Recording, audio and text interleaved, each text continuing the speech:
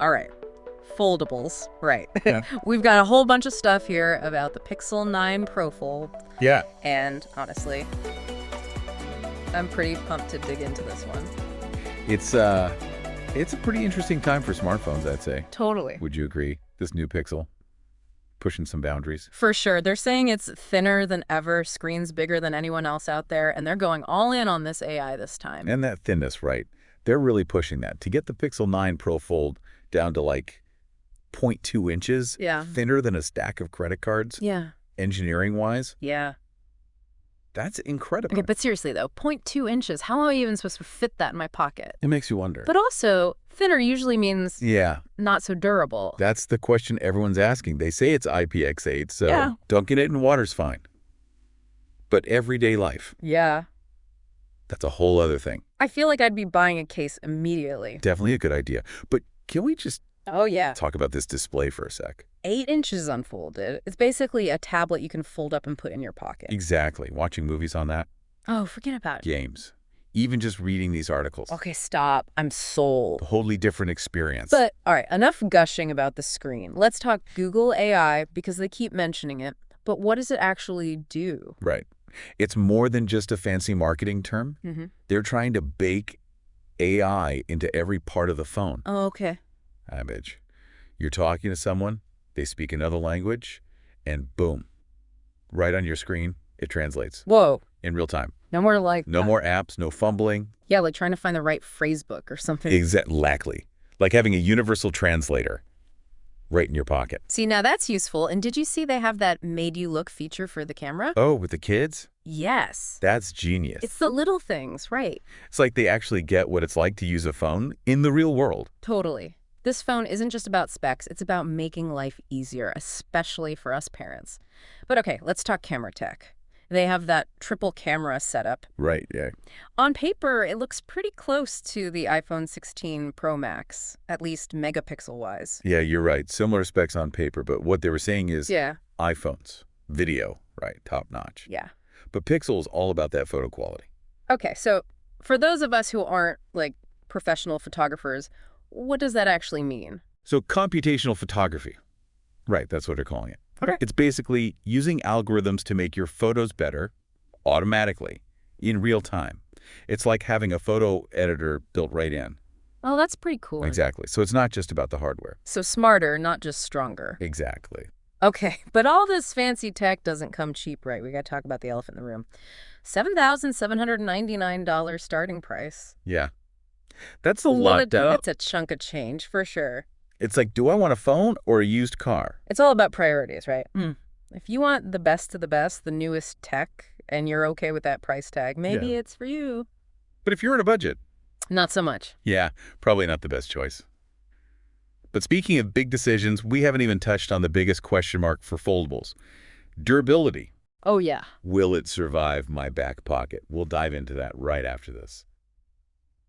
So before we went to the, whatever those things are called, Right. we were talking about how much this thing costs Yeah. and whether it can actually survive out in the wild. That's the big question, right? I mean, you can make a phone thin and light. What? But will it last? That's another thing entirely. Because we've all seen those videos, right? Yeah. Early foldables, not exactly known for their Not so much. toughness. Durability is definitely a concern. Yeah, so what are these articles saying about how the Pixel 9 Pro Fold stacks up? Will it survive?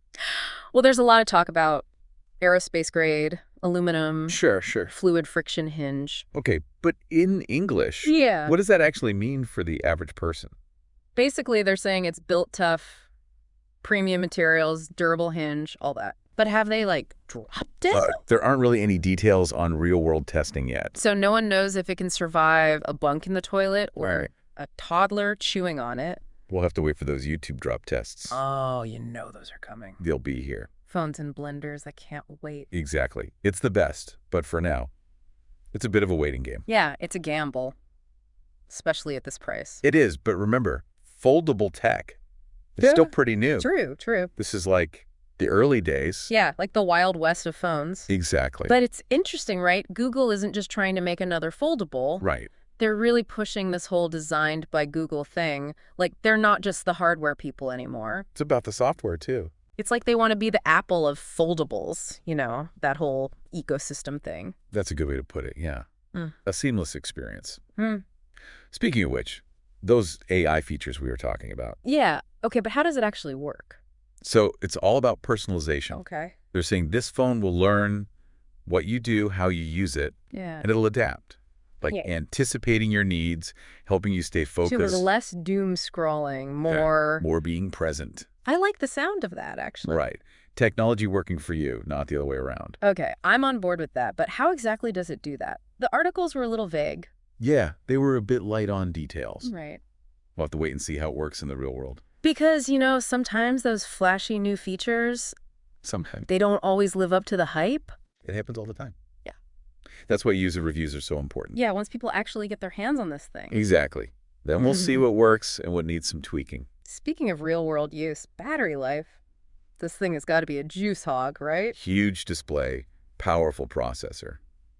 Yeah, it's going to drain that battery. What are we working with here? 4,650 milliamp battery. Okay. A little bigger than the last one, but But they always say the battery life is amazing. 24 hours. Yeah.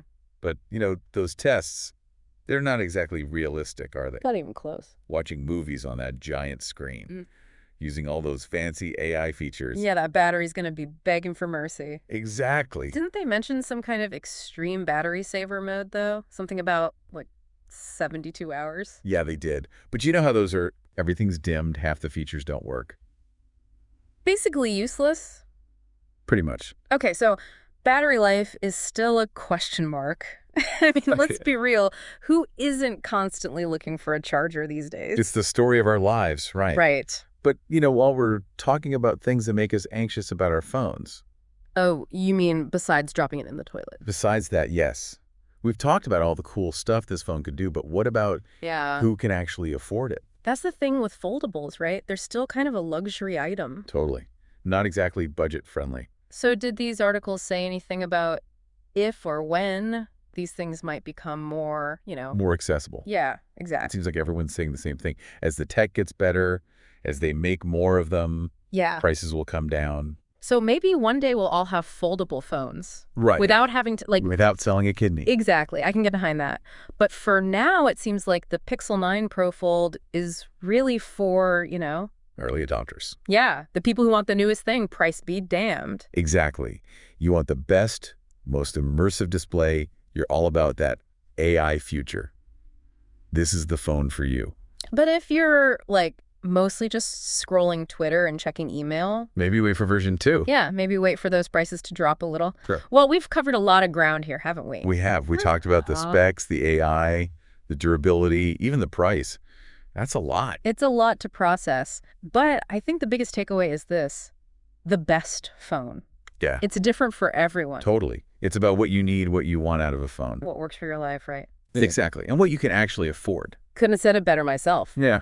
So think about what you need in a phone, what you want in a phone, and go from there. Don't get caught up in the hype. Exactly. Do your research, read those reviews, and most importantly, enjoy the journey. All right, that's it for us this time. Thanks for listening.